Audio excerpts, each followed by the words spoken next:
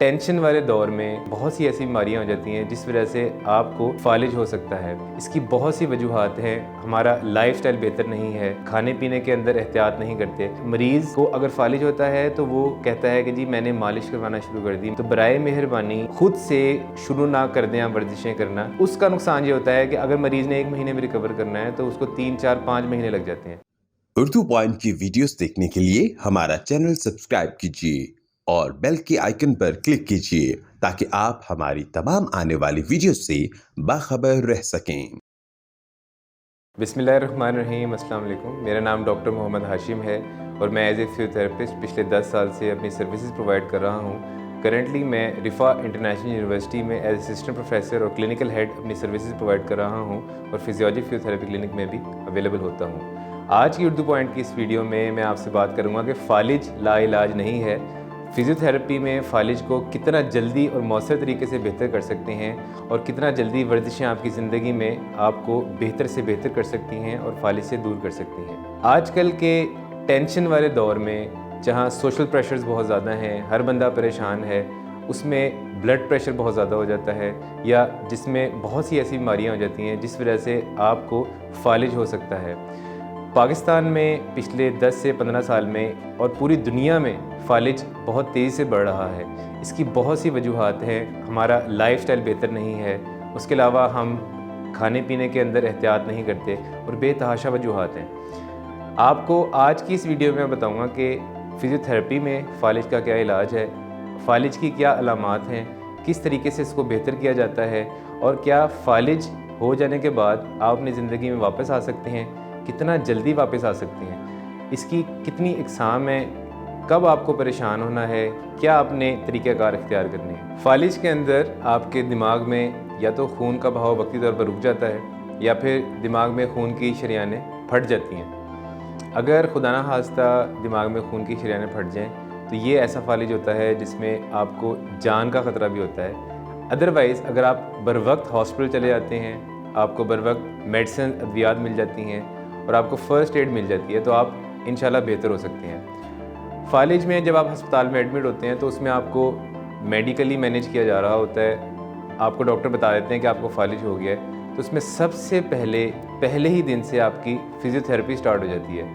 As a physiotherapist हमें बहुत ज़्यादा मरीज़ देखने पड़ते हैं फालिज के, क्योंकि अगर हम अपनी प्रैक्टिस की बात करें तो 80 to 90% जो हमारी प्रैक्टिस होती है वो फालिज के पेशेंट के साथ होती है, यानी न्यूरोलॉजिकल कंडीशंस के साथ होती है। फालिज के मरीज़ को जल्द अज जल्द फिजियोथेरेपी करवानी चाहिए, क्योंकि दुनिया भर की जो रिकमेंडेड गाइडलाइंस हैं उसमें रोज़ाना 3 दफ़ा और पहले 3 महीनों में सबसे ज़्यादा रिकवरी होती है। फालिज में जब हम मरीज़ को देखने जाते हैं तो उसको सबसे पहले पूछते हैं, असेस करते हैं और देखते तशख़ीस करते हैं किस नौइयत का फालिज है। अमूमन फालिज के बाद जिस्म का कोई एक हिस्सा, चाहे वो हाथ हो, चाहे वो बाजू हो, चाहे वो टांगे हों, किसी हद तक मुतासिर रह जाता है। लेकिन ये फालिज की नौइयत के ऊपर डिपेंड करता है कि आपके दिमाग के अगले हिस्से में, बीच वाले हिस्से में या पिछले हिस्से में डैमेज हुआ है।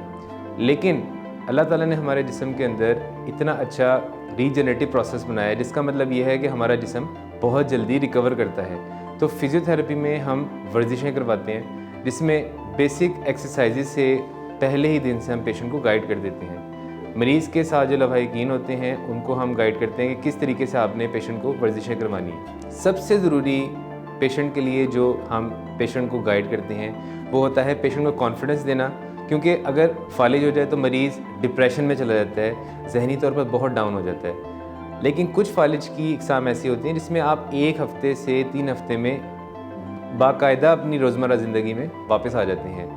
फिजियोथेरेपी के अंदर वर्जिशें करवाई जाती हैं जिसमें हम बिस्तर के ऊपर बहुत सी वर्जिशें करवाते हैं, जिसमें टांगों की वर्जिशें करवाते हैं, कमर की वर्जिशें करवाते हैं, बाजू की वर्जिशें करवाते हैं। अमूमन फालिज में जिस्म का एक हिस्सा डैमेज होता है और अगर फॉर एग्ज़ाम्पल दिमाग का राइट हिस्सा डैमेज हुआ है तो जिस्म का लेफ़्ट हिस्सा डैमेज होगा।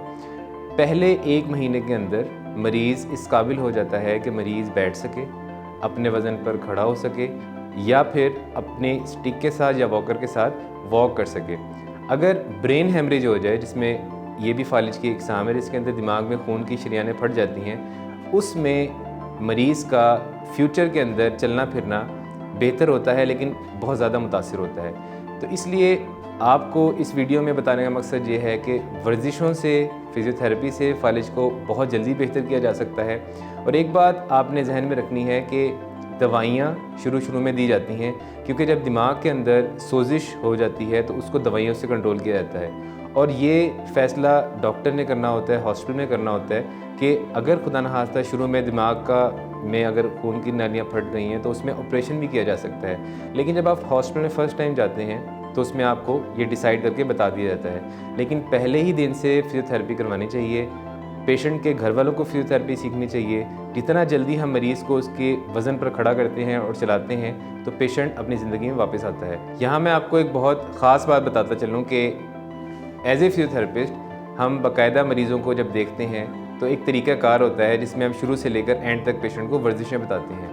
आमतौर पर शुरू में जिस्म बिल्कुल निढाल होता है, जिसको हम फ्लैसिडिटी स्टेज बोलते हैं, जिसमें पट्टे बिल्कुल काम नहीं कर रहे होते। उसके अंदर हम EMS यूज़ करते हैं, इलेक्ट्रिकल मसल स्टिमुलेशन, जिसके अंदर पट्टों को इलेक्ट्रिकल करंट्स के ज़रिए बेहतर करते हैं। उसके अलावा हम passive range of motion exercise करवाते हैं, जिसका मतलब ये है कि हम मरीज़ को टेक्निकली कुछ एंगल्स के थ्रू वर्जिशें करवाते हैं, जिसमें टांगों की वर्जिशें, लोअर लिम्ब की एक्सरसाइज होती हैं, ट्रंक स्टेबिलिटी एक्सरसाइज होती हैं, जिसमें हम पूरे के पूरे आपके जो कमर और अपर बैक के मसल्स हैं उनको स्ट्रॉन्ग करते हैं। उसके अलावा पेशेंट की वेट बेरिंग एक्सरसाइज होती हैं। इसका मतलब ये है कि मरीज़ को हम उसके ही वज़न से वर्जिशें करवाते हैं।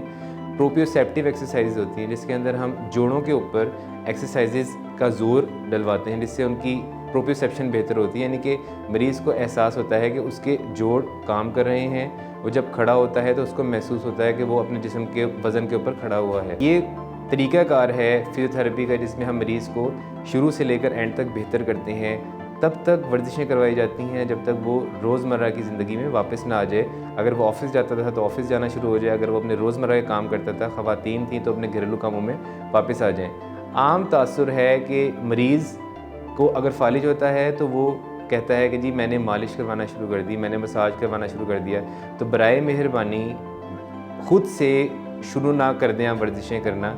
आप एक मुस्तनद फिज़ियोथेरेपिस्ट से रब्ता करें जो आपको गाइड करेगा कि आपने किस तरह वर्जिशें स्टार्ट करनी है। अगर आप शुरू में ही मालिश करना शुरू कर देंगे, मसाज करना शुरू कर देंगे, उससे पहले ही मसल्स लो टोन में होते हैं, यानी कि पहले ही मसल्स ढीले हुए होते हैं। मसाज करने से मसल्स और ढीले हो जाते हैं। तो उसका नुकसान ये होता है कि अगर मरीज़ ने 1 महीने में रिकवर करना है तो उसको 3, 4, 5 महीने लग जाते हैं। तो बराए मेहरबानी ख़ुद से ही वर्जिशें करवाना ना शुरू कर दें। जितना जल्दी आप फिज़ियोथेरेपी से रब्ता करेंगे, एक दफ़ा समझ लें, फिज़ियोथेरेपी को फॉलो कर लें, क्योंकि अगर 1 महीने के अंदर जो वर्जिशें करनी है वो डिफरेंट है, पहले 3 महीने में करनी है वो डिफरेंट है, पहले 6 महीने में करनी है वो डिफरेंट है, और जब मरीज़ बेहतर होकर चलना फिरना शुरू कर देता है तब वर्जिशें बिल्कुल डिफरेंट हो जाती हैं। तो आई होप आज की इस वीडियो में आपको इल्म हुआ होगा कि फ़िज़ियोथेरेपी से फालिज का इलाज किस तरह किया जा सकता है। फालिज लाइलाज नहीं है, आप बिल्कुल बेहतर तरीके से अपनी ज़िंदगी में वापस आ सकते हैं। नेक्स्ट टाइम उर्दू पॉइंट की वीडियो में नेक्स्ट टॉपिक के साथ हाजिर होऊंगा। डॉक्टर मोहम्मद हाशिम की तरफ से अल्लाह हाफ़िज़।